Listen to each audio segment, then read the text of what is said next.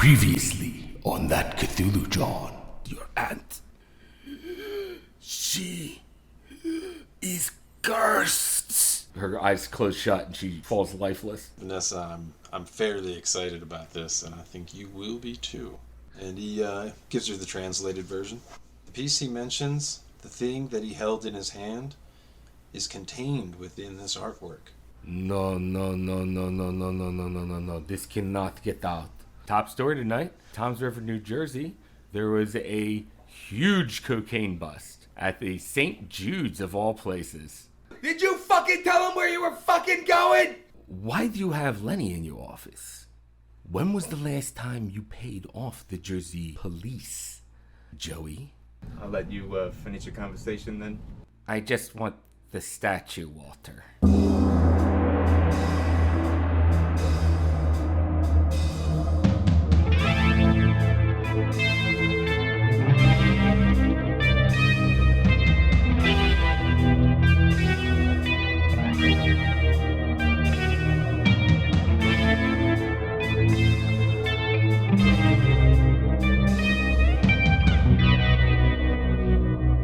Welcome to that Cthulhu Jawn. Hello, thanks for joining us for That Cthulhu Jawn, episode 11. We are a real play Call of Cthulhu podcast. I am George, your keeper of arcane lore, and with me are my friends and investigators, Chad. Hey, everybody. Chuck. Yeah. And Jenny. Hi. All right, guys, so last we left off, if I remember right, Heather was just about to call Walter. I think we were like midday Thursday. Last we left off with Lenny, it looked like... Well, it looked like I was going to get killed. Yeah, it looked like he was going to get axed, at least from his job. I fucked up. But turns out that Skinny Joey fucked up even worse, it seems. And you might be off the hook. True. So, Heather, what were you you were going to call Walter about the list. Yeah, I want my list back. Give my shit. All right, so you give Walter a call. Walter, where are you at right now? Say probably at work. Afternoon, I'd be there, unless it's like still early morning. Okay. Yeah, if I remember right, you were probably at work. All right, so Walter, you're at your job, and you get a call on the phone. The phone for the bookshop rings. Joe Clocks, how may I help you? Hey, is this Walter? It is. It's Heather. Thought I recognized your voice. How are you? I'm good. I was just wondering if you, happen to have that guest list that we found. Yeah, of course. I suppose I compiled a bit of different information ever since this whole business with the statue started. It's kept safe with all the other pages, that is. You need a number, or? Yeah, if you could give me over the phone the number of the two Russian guys that are on there. Yeah. What, are you thinking about giving them a call? I thought Lenny had some words of advice against such things. What's on your mind, if you don't mind me asking? I don't have like a straight idea of what I think exactly, but I mean, don't you think it's weird that this Chikanovich is Russian, and there's like treasures inside of a statue, and there was Russian guys at the auction, and I don't know, it's just like the whole scroll that you read us was written in Russian, and I don't know, I wonder if, I don't know, do you think that they like know the artist, or they have something to do with taking it, or they wrote the scroll? Well, similar thoughts had kind of crossed my mind, only because I was the last one to leave the art gallery that day, and one of them had shouted something, I didn't understand what, and suddenly everything got quiet. I was a little curious about that. But Did they you know, did they yell in Russian, or could you understand them? no, I think it was in Russian. Yeah, everything kind of happened so quickly, but I don't remember them saying anything in English. I just remember the one of them. He looked like he was worn out or tired or out of breath or something, like he had just, come back from a jog. But we had all been in the same room the whole time. Seemed a little unusual to me, but everything that was going down at the time, I kind of had other more pressing matters. So you remember that guy was more than just kind of winded looking. He was like being held up by the other dude in that tall Russian hat. I guess he was kind of leaning on the other guy for support. But I'm kind of thinking back to what Lenny said. Where exactly are you planning to call these people from? I had a similar thought to give them. Well, I mean, I don't know that I was going to make the first step necessarily, but I had wondered one thing in specific. The scroll that we read, it mentioned a specific name, and he says, just a moment, and you maybe hear some like shuffling in the background as he kind of puts the phone down and walks to his little back study to get the information. So a few minutes go by and he picks up the phone again and says, remember that name Zaitsev? If I'm saying that right? I do remember you reading that. It's kind of distinct, Is that one of the names on the list? No, that was the name of the guard that Jukanovic mentions in his writings. You're correct, yes. It would be very specific. I mean, without beating around the bush, we could simply ask them if they know that name. Would also show that we know a little something about what we're talking about. I mean, if you want to call them, that's fine. Like, I mean, Lenny would be mad at me if I called, so if you want to call from the bookstore or something. That might even be a little more trouble than it's worth. But the location, I think Lenny was onto something. Not that I know anything about the business of spies or anything of that nature, but I don't know. Just think I'm going to take Lenny's advice on this one and not call from home or somewhere important. Well, what are you doing today? You want to call from a payphone and I don't know. Ask them if the toilet's running. It does seem a little silly now that I'm saying it out loud, but No, I that's kind of what I was thinking, is use like a payphone not really near where I live or work. I mean, I don't even really know what I'm gonna say yet, but wait, it's Thursday, right? It's Thursday. So I have work tonight. You do. Well, I mean, there are plenty of payphones around the area that I'm at. I could reach out to them and see what I can find. Honestly, it has been on my mind ever since that night I brought the scroll to your attention. I mean, you're the best you're the best at figuring all this stuff out anyway, figuring out what the Russian scroll means and fixing statues, so like that would be cool if you want to do that. Yeah, maybe you're right. Well, tell you what, I work till 8 or so. Maybe I could reach out to him on my lunch break and stop by the fireside later. Oh, that would be perfect. I can't wait to hear what happens. He sounds a little apprehensive, I'm sure. He says, yeah, I guess me too. If nothing else, I've kind of run out of threads to pull, so maybe this would be the next logical place to go. I guess I better get back to it then. I'll give you a call later on, and if you talk to Lenny, I guess keep him in the loop too. He might be interested. Definitely. I'll see you later. Cool. I guess have a good one till then. Ditto. He hangs up. second thought comes to mind. Was Headley the one who likes Russian and just read that book recently and was interested in reading the Yes. scroll? Is he in today? I believe you gave Headley a copy of the scroll to Or read. gave him access to the copies I left in the study? Yeah, Is he in today? he is in today. Well, maybe I should check in on him, see if I translated everything right. All right. You go to Headley, who is at the front desk or at the front register right now, and he goes, "Hey, Walter. Hey, how's it going?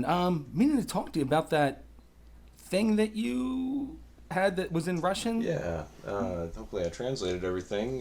What'd you think of the read? Pretty weird, huh? He says it was indeed very strange. Sounded like something out of a horror story. Yeah, that's kind of the best way I could describe it. So I guess I translated most of it, right? If nothing else, then. Pretty weird.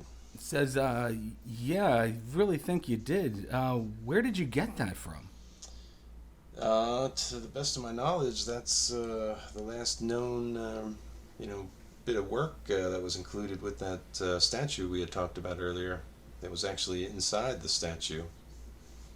Much like the vile token he mentions in his writing, if that part was right. Yeah, the vile token. I don't know what to make of this.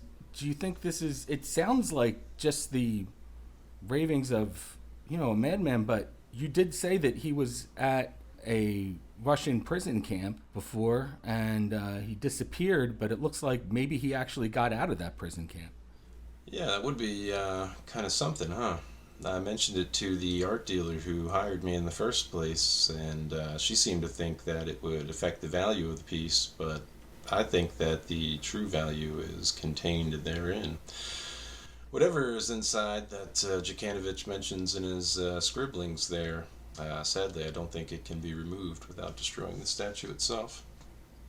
Did you... Well, whatever's in there might actually be better left inside there if this is to be believed to be anything real. But, I mean, come on, encasing things in iron, evil, magic, things like that. Come on. Yeah, it's, I'm not that superstitious. I know I've read some similar things in different folklore and fairy tales and, obscure references, but, his writings, seem fairly, coherent. I don't know. Wish there were better records or, things of that nature, but, yeah, I don't know. Well, all I can say is, every artist, every good artist anyway, seems to be a little bit crazy. So, that's something to consider. Well, yeah, you might be onto something there. Say, did you see the piece on the newscast or anything like that? It's pretty weird looking. I said, no, I never saw it. The pictures I took before I fixed it were a little grainy, but there are some images. There's also some images with some better film that I hope to get developed today on my lunch break. If you guys are... actually, is Theodore around? Yeah, Theodore's around. Just have to call upstairs for him. Oh, okay. He says, with that in mind, actually, if you guys are okay here, the second roll of film that I took after the repairs were completed might be a little bit sharper. Maybe I should get those developed and have a little something better to show you later. Certainly interesting to look at. He said, sure, I'd love to see it. All right. He looks at the clock. What time is it? We're going to say that it is now about 2 o'clock in the afternoon. All right. He says, I was hoping to use a payphone too, and stop by Ritz, so maybe come back in a half hour or so. Kind of shrugs. Sure, Walter. We can handle things till then.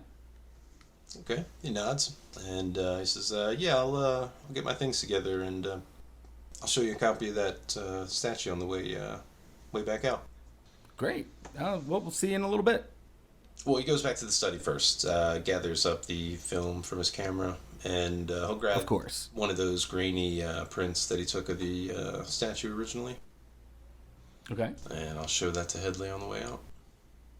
Okay, and he takes a look at it, and he gets this kind of like sour look on his face. It's just like, what the heck is this thing? Like, I can't make heads or tails out of it. The picture's a little grainy, but truthfully, it's not much better in person. It's pretty weird to behold, honestly. But it's, in and of itself, it is pretty unique. I've never seen anything quite like this. Certainly never worked on anything quite so... Ugh, he kind of pauses in mid-sentence. He says, yeah, honestly, just looking at the pictures giving me the creeps. Yeah, it's a wonder what kind of mind could have come up with something like this. To wonder what kind of mind could come up with what was in that scroll. Yeah, really. And he kind of drifts off in thought for a moment. He says, hang on to the pictures. I'll be back in just a little bit. All right. We'll see in a little bit, and I'll try actually not to look at these pictures for right now. He kind of chuckles a bit. He makes sure that he has the that phone number from the list of names from the auction house with him. Okay. Head on out. Drop off the film first. All right, drop off the film at Rick's camera there. Mm-hmm. And then head on to a payphone, call up the number that's associated with the two Russian people right now. Yeah, it's the same number for both, right? The same number is listed for both people. Okay. Hello, привет. Alright, so he thinks about it for a moment and he checks through some change in his pocket. Drops a coin in. All right. Dial up that number. Yes. All right, so you dial up that number. After a few rings, you hear, yes, hello? Yes, hello. How are you today? Very well, thank you. Who am I speaking with? My name is Walter. Is Eugene available? Eugene? Yes, he is here. If he is available, I would like to speak with him. Tell him it's in regards to the auction house incident. Oh. And then you hear in the background call for Eugene. And after a few minutes, someone picks up the phone and goes, yes, hello? Hello there. Is this Eugene? Yes, this is Eugene. You are at the art gallery? I was. Were you one of the gentlemen who was there? Says, yes, I was there. During the commotion and everything that happened.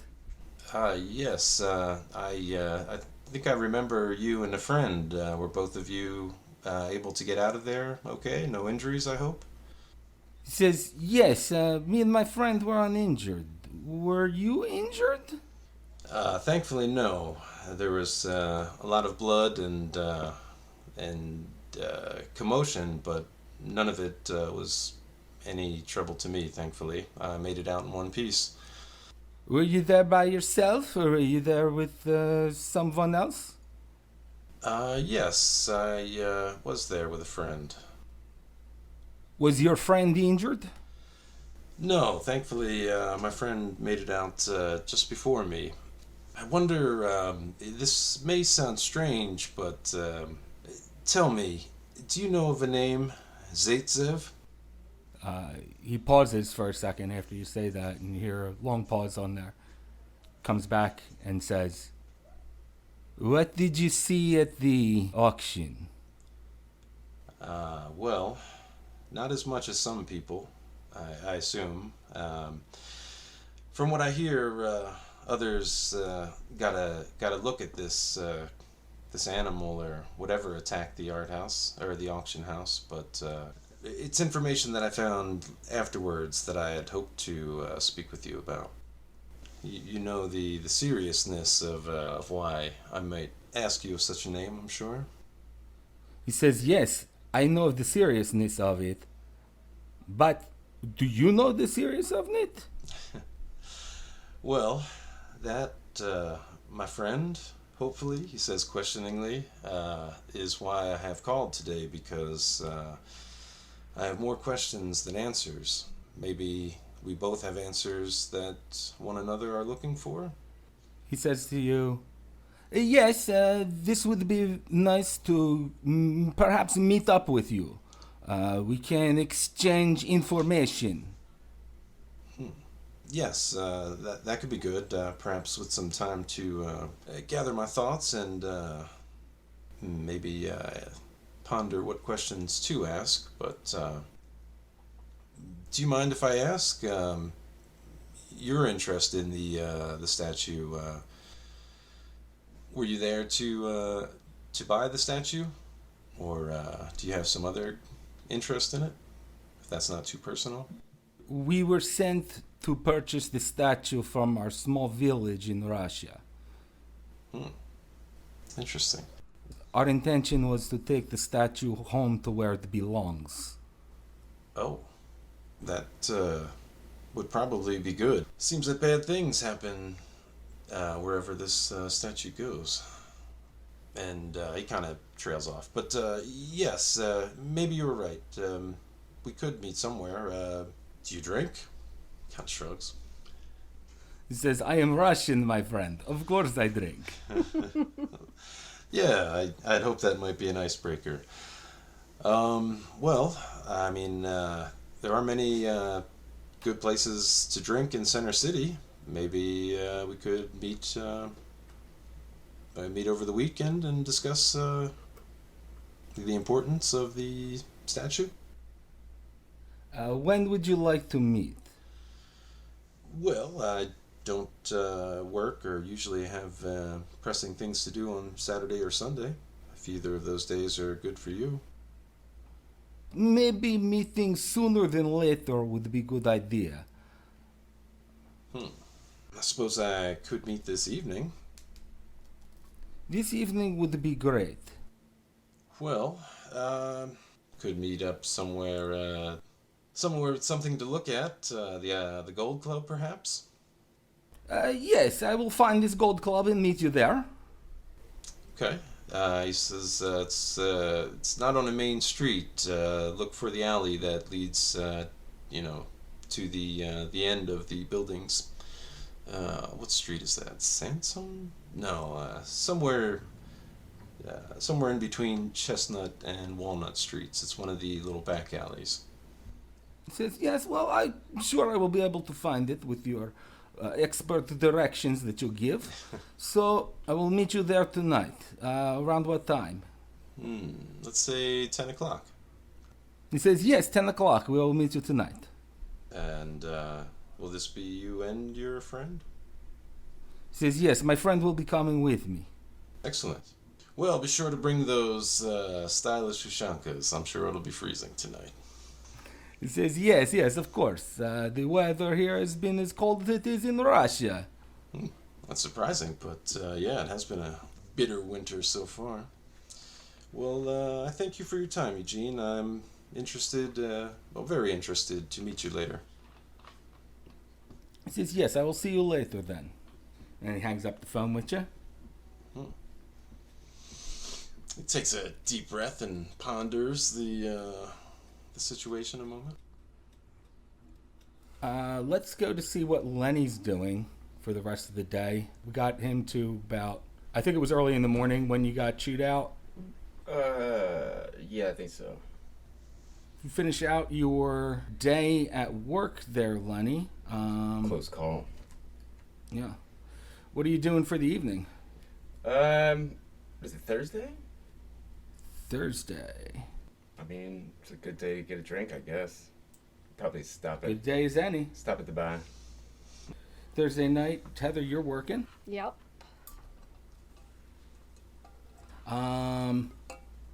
Would say that Lenny does stop in. What time you stop in around, Lenny? I probably stopped home, shower or something, and got some food. So maybe 8, 9. Okay. All right, 9 o'clock rolls around. Heather, what are you doing before you get to the bar? Anything?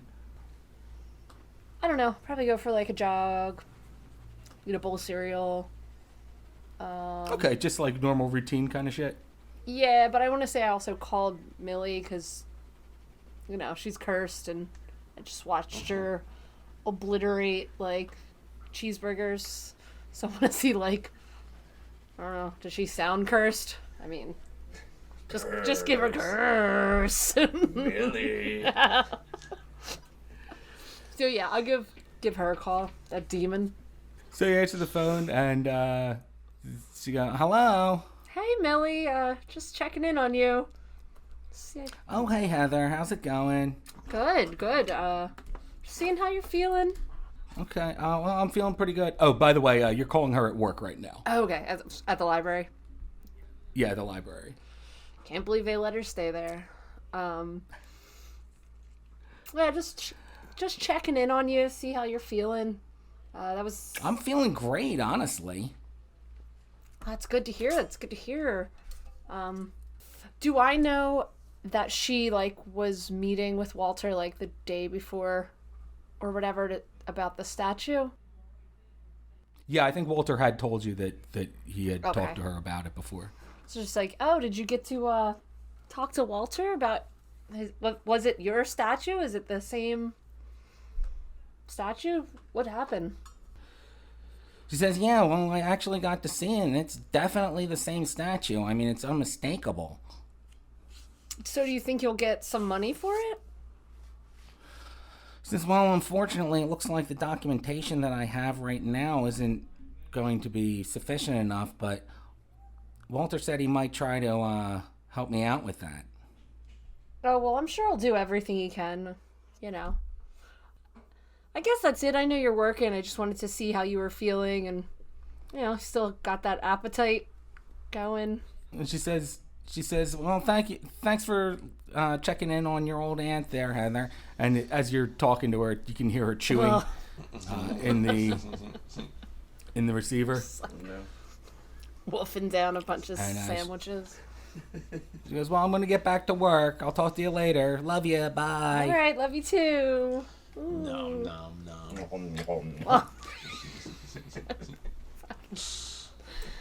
I'm a demon. No, she's a demon. I got that one. All right. So that night, let's do what Walter was doing first. I would probably check in since I have the number to the fireside. I'll give Heather a call and let her know. I didn't want to bring them to the fireside, but I figured, you know, some kind of watering hole. I've heard some stories about how Russians like some vodka, so I figured it'd be good. But just so I'm not doing this all by myself, and you know, Yeah. somebody knows where my last known whereabouts were. Yeah. Gotcha. So that's what you're doing with Heather there. Yeah, I'll check in with her. You do let Heather know where you're going, that Golden Room place, and you're meeting up with the Russian guys. Heather, do you say anything about that? Yeah, it would probably be like, are you bringing anyone with you? Like, I don't know if you should go by yourself. Like, it's already suspicious, all the Russian stuff. Well, I suppose could check with Lenny, see if he has any interest. The place itself might be up his alley. The Gold Club's a little seedy, in my opinion, but I think that would be a good idea. I just really don't think you should go meet a bunch of strangers at a bar. well, I guess I could leave him a message. I might stop by my place and pick something up now that you mention it. You might be right. If you happen to see Lenny, tell him I'm looking for him, that I'm heading back to my place. Okay, what time are you going to the Gold Club? Oh yeah, that's a good idea actually. I had hoped to meet him there around 10, so maybe if you talk to him first, let him know 10 o'clock at the Gold Club. Okay, absolutely. He's gonna kick my ass. for involving myself in this. All right, but- Lenny. So Lenny, you meet up at the Fireside Tavern. Heather's behind the bar. That's around 9 o'clock. You show up. All right. Check my normal seat, see if it's available. Your corner seat is available as it usually is. Yeah. Hey there, Heather. Hey, Lenny. Usual. All right, so I'll bring it over and say, I don't know how long you wanted to stay here tonight, but, Well, I got work early, but why's that? well, our friend Walter is meeting those Russian guys on the list. I'm kind of nervous that he's meeting them by himself. He's meeting them at the Gold Club. What downtown there? Yeah. I told him I would tell you, and he's meeting them at 10. I don't know if you would want to go down there, and I don't know. You have some pretty tight friends. Maybe it's a little more intimidating if you're there. I am a little curious, and I think these guys might have something to do with these recent animal attacks, as they call them. Oh my god, I can't do this with you every time.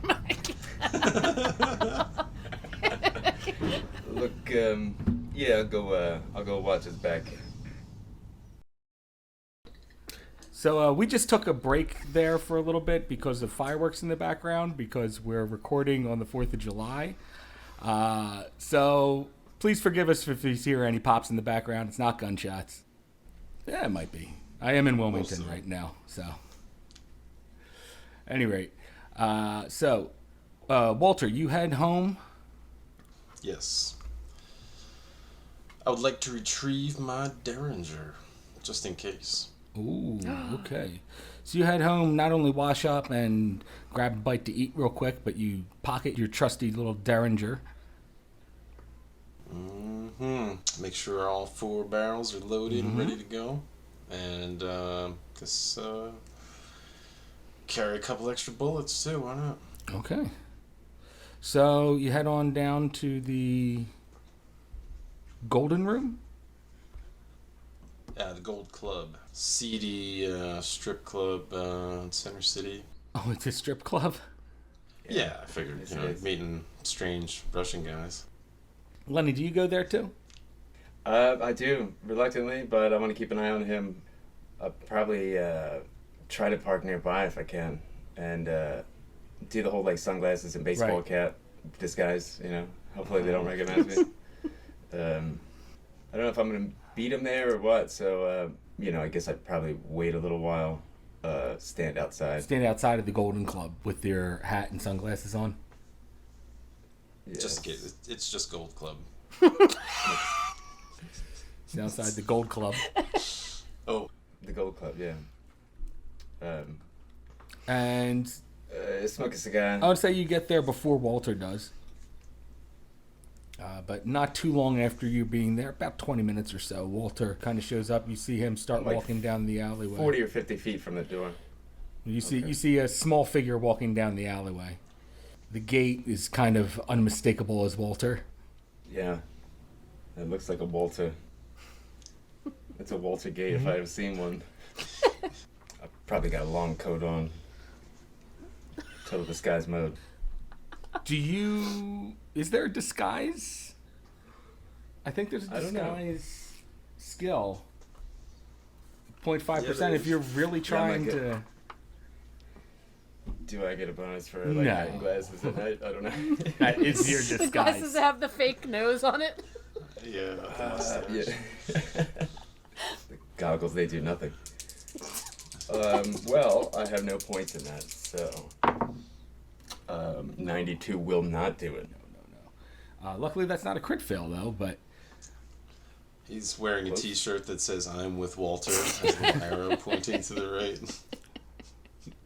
Walter, as you're approaching the door to the gold room, you see another figure kind of down the alleyway in a trench coat, hat, and sunglasses, even though it's dark out. Well, he's expecting 2 people, so that wouldn't really set off too many alarms or anything.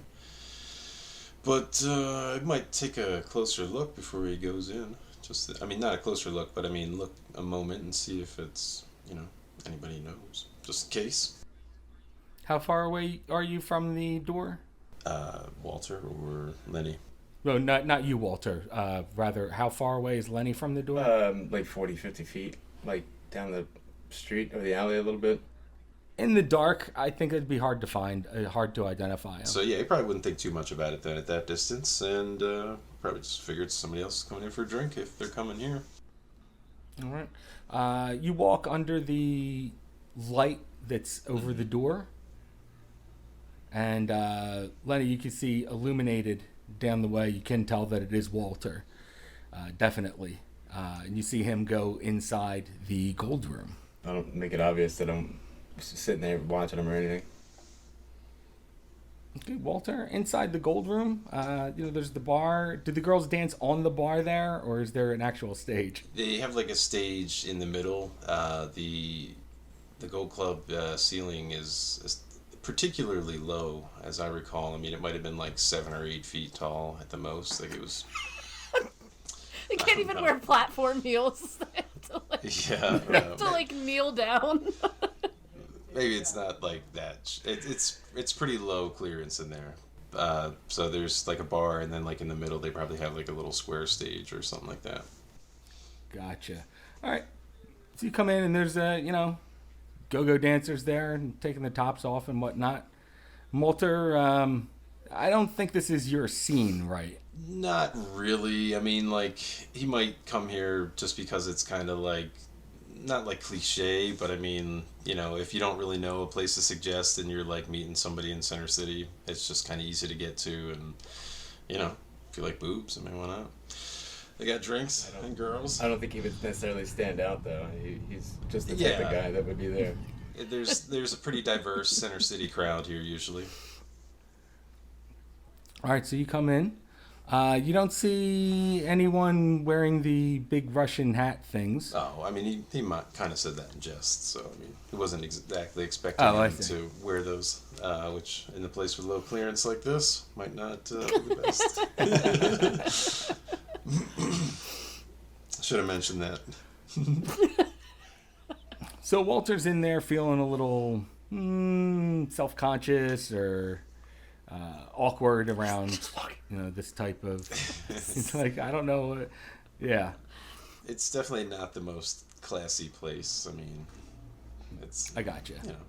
It's just more for the location, and it is what it is. They don't ask any questions here, kind of thing. Discretion. Yeah, it's a little hole in the wall kind of thing. Yeah. So Lenny, after about 15 minutes of you being there, and Walter, you being inside for about 15 minutes, did you see two guys start walking down the alleyway? They got those big, was it Ushlanka? Mm-hmm. And big, like, furry collared trench coats. And they're approaching the back door to the gold room. You're wearing like the Soviet starter kit. Very inconspicuous. In the heart of the 80s. Like, they're just... Right? So they go into the club. You see the door open. Lenny, you see that one of them is kind of tall, broad-shouldered. Pretty big-looking dude. The other guy's smaller in stature. Doesn't look as broad-shouldered, at least. But they both go in. I figure maybe I could handle the big guy if Walter can handle the little guy. Just in case. I put out my cigar and I make to enter a few moments after. Okay. So you bide your time a little bit, but then enter. Walter, you see the two dudes in the Ushankas come in. Okay. They come around, they grab a seat at is there booths there? From what I remember, it was basically like a square bar, and with seats all around it, and then the dancers would kind of hang out in the middle, and that's about it. Yeah, it's a really small place. The two Russian guys walk in. You see them walk in. They look at the dancer on the stage. They kind of look at each other, and then they go and turn their gaze downwards. And if I notice them come in, and particularly, I mean, I took note of them at the auction house a few times, so I recognize these guys at all, or aside from the obvious, not their attire. Yeah, you kind of think you do recognize these guys from the auction house. And give them a little wave, put my hand up as they come in. Okay. And they come over to you. The smaller guy sits down. The bigger guy stands behind him. And say, Ivan, Eugene. He says, Eugene, my name is Eugene. My associate here, this is Ivan.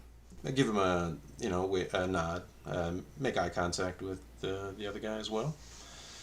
He says, "Do you tell me, how did you know my associate's name?" Oh, the auction house, they made everybody sign in. Your name as well as mine and phone number are on it. Oh, yes. And he turns in the bigger guy, Ivan, and says something in Russian, and Ivan says something in Russian back. And he turns back around and goes, "Yes, we did not think of a list of names." Yes, I guess not everyone was as lucky as us. Shall we drink to our health? Yes, na zdrovia, yes. So the smaller of the two Russian guys, Eugene, says to you, so a list of names would be very useful to our cause here. Says, well, shall we have a drink? Says, yes, he says, vodka. Says, well, with a tire like that, gentlemen, how could I not have some as well? He says, make it 3. So vodka, yes. Yes, we will have vodka together.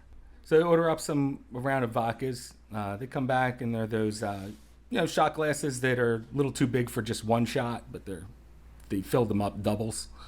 They take a sip of it and kind of give like a disapproving look, and they go, "Oh, where's this vodka from? This is not good vodka." Yeah, I'm usually more of a whiskey man myself. Says, you should taste what they make back home. It is very good. Very, very smooth. That does sound good. Maybe someday. I'm sure you'd know best. Says, absolutely. However, let's get back to that list of names that you have. Perhaps I could see it? So, you guys are sipping down your vodka, and there's a girl up there stripping to When Doves Cry. Nice.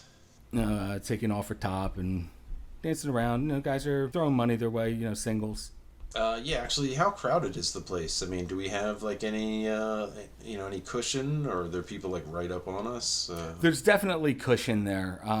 You guys have enough space that you can kind of sit by yourselves. Okay.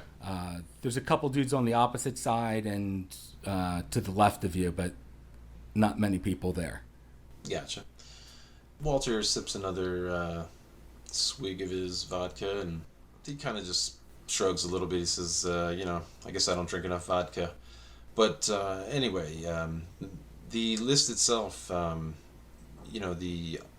Ventucci Gallery has that, I say, just to kind of lead with. But, do you mind if I ask what help the list would be? I mean, if you're looking for the statue, the gallery curator still has that. Says, yes, the statue is another issue that is tied to what we must do. I'll be honest with you, Eugene.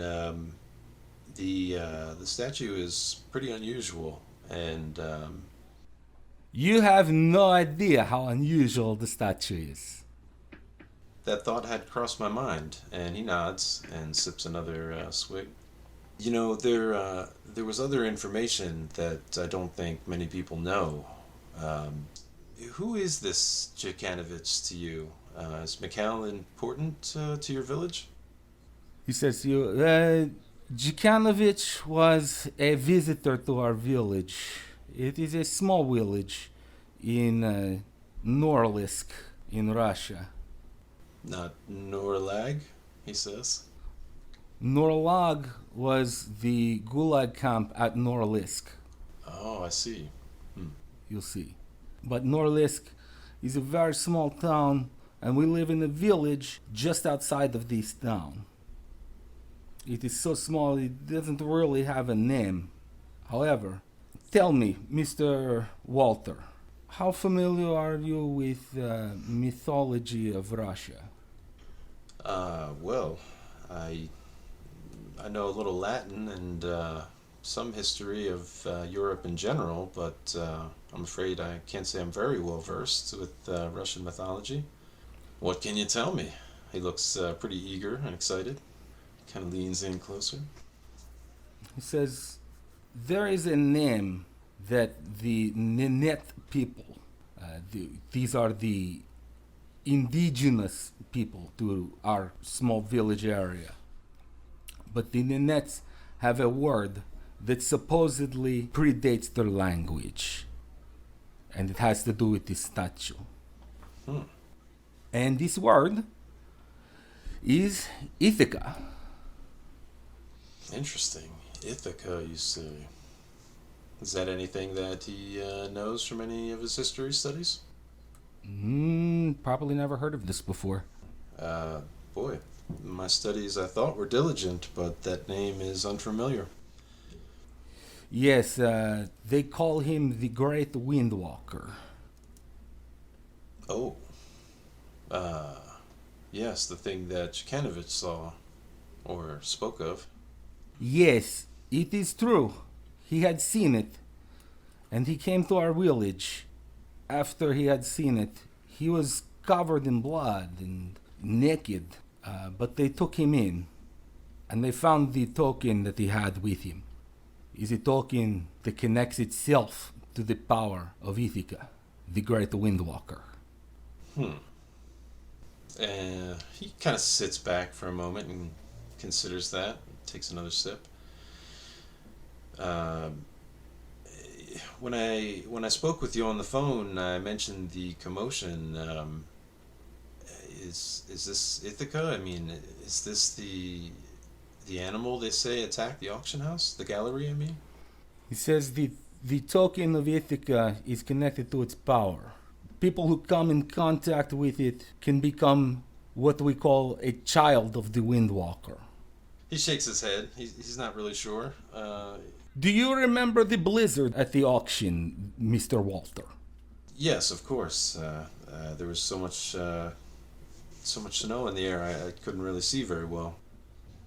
The blizzard itself was one of the children of Ithaca, one of the children of the Great Windwalker. It had manifested its form from the storm into a more physical form, how you say. This is when he attacked.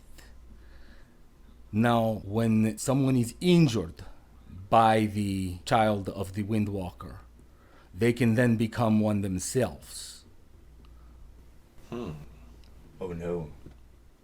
This is all very ancient magic, you see. Whether you believe me or not is not important. What is important is that I get the list of the people, figure out who is injured, and we must do what we must do.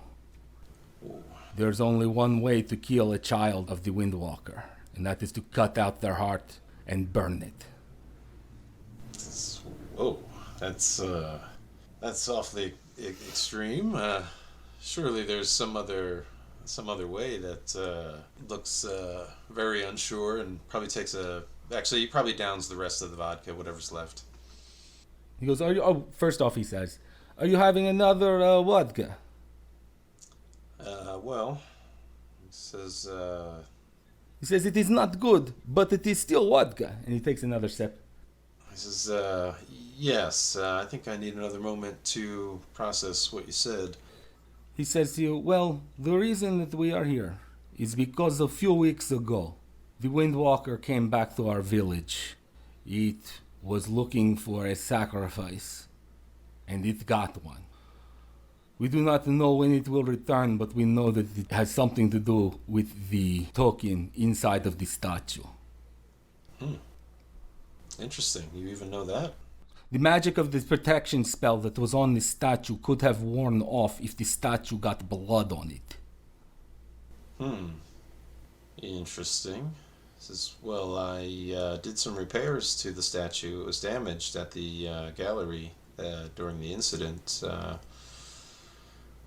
He thinks back for a moment. I mean, he had to thoroughly clean it and polish it up when he was done. Did he notice any blood spots? You did not notice any blood spots on it, actually. Well, I mean, I cleaned it thoroughly. I didn't notice any blood on the statue. He says, yes, the token. It thirsts for human blood. This is why getting blood on the statue broke the protective spell on it. We were foolish to let the statue leave our village. Yeah, actually, about that. I mean, if you don't mind me asking something of a lighter nature, whatever happened to Jukanovic? I mean, the world thought he disappeared in the Gulag system. Do you know, did he live after his ordeal and making the statue and all of that? He came to our small village where he showed the token. They told him to make a statue out of iron in which to encase the token, and then they put the spell on it. He's in our village for a few years where he lived as among us, or among my parents and grandparents anyway. And eventually one day he left. This was after the collapse of the Gulag system, so he was no longer a wanted man. Maybe he tried to fade away quietly to the pages of history. He shrugs, and he looks at their drinks. Are they ready for another one? Yeah, definitely. Holds up them fingers. Orders 3 more. All right. 3 more drinks get poured for you. And the Russians, continue to sip on their vodka. Yeah, as does Walter, slowly nursing the second one. This is, what about the protection spell you mentioned? I mean, could the people who are the people you're looking for, I mean, could they be protected with this blessing, or what? He's not exactly sure what to believe at this point, but he's kind of going along with it because, I mean, these guys have way more information than anybody else so far. It says the spell can only be performed back at our home. It can only be performed within the Arctic Circle. Damn. Well, I can tell you everything that I know about this statue. Seems that trouble follows it wherever it goes. So, if I can help you get it back, I'd be fine with that. As far as I can tell, it's not only very unpleasant to look at, but I've never been very superstitious, but this is definitely something new. I've seen a lot of old things in my time. Takes another sip of his not so good vodka. All right. And they continue to sip on it. So you see the bigger guy, Ivan. He's giving you kind of like a dirty look, just like an angry kind of look. He hasn't said a word yet. So, is everything okay there, Ivan? He kind of looks at you and just snorts a little bit, takes another sip of vodka, and just continues to just kind of stare at you. And then Eugene says, "Don't be too intimidated by my friend. He will not come to any harm to you if you do not give any harm to us. You understand?" Of course. I must say, you've been very forthcoming, and information about this whole matter has been hard to come by, so I thank you. And comes off as, or tries to come off as being humble. I mean, he does appreciate the information they share. He says, "Now, Mr. Walter, I must ask you, will you join us on our mission?" Well, I think I should choose my words carefully. So, while you're choosing your words, What is Lenny doing during this time? You see him sitting down with these Russian guys. They look like they're just talking. Am I hearing any of this? I mean, am I close enough to pick any up over the music? Probably not, right? I mean, not if I don't want to be noticed. Yeah, Walter wasn't really talking very loud. He probably would have tried to keep that conversation to themselves. I'm probably just keeping an eye from, the far end of whatever side they're sitting on, They're less likely to look at me there, I think. And if it looks like they're wrapping up, I might just go and, after I have a drink, throw some ones, just go and stand outside and wait. It doesn't look like they're hostile or anything. And then just, as long as they don't leave, with him with a bag over his head, should be good. Right. So, I'll go stand back outside after a moment. All right, so you head back outside. Walter, Eugene, Walter says to you, so, our mission here now is to contain the spread of the children of the Windwalker. The only way to do this is by stopping the Windwalkers themselves.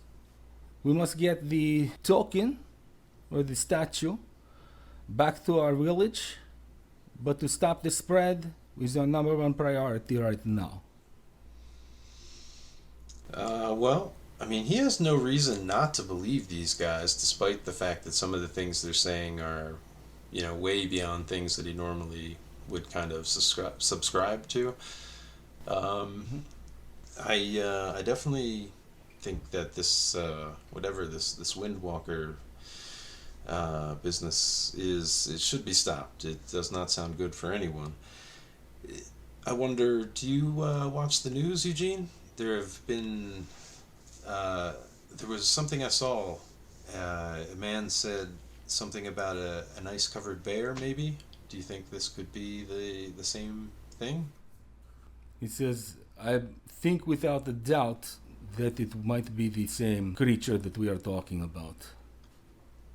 And these children, did you say? I mean, is there some way to know if someone is afflicted by whatever magics? He says if they have been injured, their injuries should probably still be visible. Well, I suspect, well, I can't say for certain, but the curator from the gallery, I guess he says, I've spoken with the curator before, she hired me to fix the statue. I mean, maybe she could give me the names on the list, if that would be helpful. We could start there. He says, yes, that would be most helpful. Okay. We already have one name that we know. Well, Walter. He smiles. He says, besides you, of course, Walter. Oh. And that is Gordon Riles. Oh, yeah. Ooh. At that, Ivan kind of gives another, really mean, sour look, gives another snort, downs the rest of his vodka, slams it down, and you just hear him grumble under his breath, capitalist pig. He says, we have already checked with hospital records of nearby hospital, Roxborough Memorial, and he was there being treated. So we know he was injured during the art gallery scuffle. Interesting. I guess that gives me another idea. I also spoke with one of the police officers that was at the gallery that day. If the curator's no help, perhaps the officer could be. I think we may be beyond the law right now, Mr. Walter. Oh my. Well, yes. Forgive me, Eugene. Some of the things you say are very hard to process. I sell books and fix broken things for a living. This I guess this is much more than I expected. Pulling on this thread would reveal. He says, well, Mr. Walter, believe me or not, that does not matter. What matters is that we get this list of names. Here, can you give me your phone number so I can contact you? Certainly. And he reaches inside his breast pocket for a business card. All right. So you're only giving him the number to the bookshop then? No. It does have both of them on there. Oh, It's it got does? my home Okay. And it's full business for back in the day. It says, I suppose my home phone number would be best. There's an answering machine if you call and I'm not there. But you can often reach me during the weekdays at the bookstore as well. Although this seems like something that's better for personal time. He says to you, yes, well, it was nice meeting you, Mr. Walter. I hope you can be of help to our cause. And with that, he kicks out the chair, Likewise, Eugene. stands up, starts to walk out. And gives Ivan a nod despite his sour disposition. He doesn't nod back. He just gives you a look and turns around.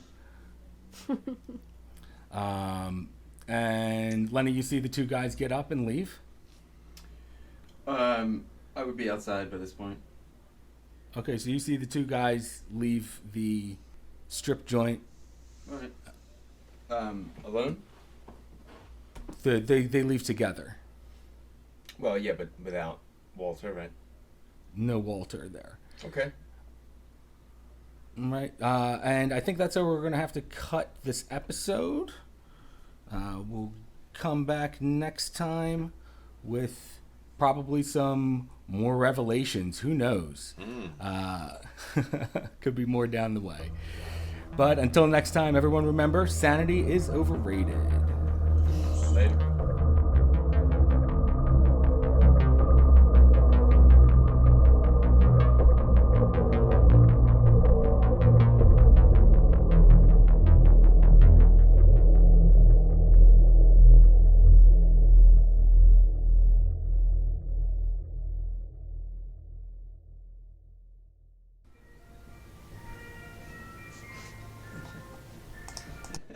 Of course, as soon as we begin back up and the music's like, yeah, kick it in, Right. crank it up.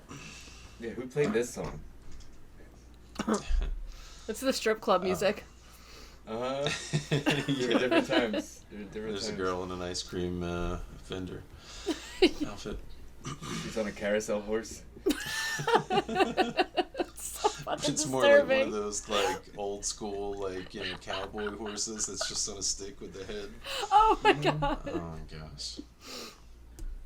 Leave all of this in, George. It's gold. That's for the I don't know what I'm going to be leaving in on this episode. it. the private edit for the Patreon. Give the people what they want. The new intro, I think, should be ice cream truck music. Hey, this is George. If you're enjoying what you're hearing, remember to like, subscribe, leave a comment. We are also a podcast that you can check out wherever you listen. We are on TikTok and Instagram at That Cthulhu Jawn, and you can email us with any questions or comments at thatcthulhujawn@gmail.com.